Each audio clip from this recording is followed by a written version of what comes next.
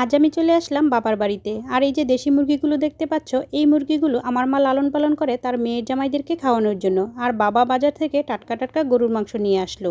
এখন সবগুলো আমি কেটে কুটে নিচ্ছিলাম। এই যে দেখতে পাচ্ছ আস্ত মুরগিটা, এটা তোমাদের ভাইয়ের জন্য রান্না করা হবে। এখন আমি গরুর মাংস রান্না করে নেব। আর সব ধরনের মশলা দিয়ে দিলাম, আদা রসুন বাটা, জিরা, হলুদ, মরিচ, ধনিয়া, গোটা গরম মশলা, পরিমাণ মতো লবণ, পেঁয়াজ কুচি আর তেল।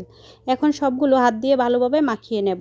তারপর অল্প পরিমাণে পানি দিয়ে দিলাম। এখন আমি চুলায় আগুন জ্বালিয়ে নিচ্ছি। এই চুলায় দুটি রান্না একসাথে করা যায়। একটার মধ্যে ডাল বসিয়ে দিল, আর একটার মধ্যে বসিয়ে দিলাম গরুর মাংস। ডালটা রান্না করা হয়ে গেছে। এখন এই চুলাটার মধ্যে সব ধরনের মশলা কষিয়ে দিয়ে দিলাম মুরগির মাংস। আর মাঝে মাঝে গরুর মাংসটা একটু নেড়ে চেড়ে দিচ্ছিলাম। এদিকে আবার দুপুরটা প্রায় হয়ে গেছে, কিন্তু আমাদের রান্নাবান্না এখনো শেষ হয়নি। রান্নাটা তাড়াতাড়ি করার জন্য গ্যাসের চুলায় ইলিশ মাছগুলো ভেজে নিয়েছিলাম। কিছুক্ষণের মধ্যেই রান্নাটা কমপ্লিট হয়ে গেছে। এখন সবাই ফ্রেশ হয়ে একসাথে খেতে বসছিলাম। আজকের দিনটা খুবই আনন্দের ছিল। সবাই ভালো থেকো, টাটা।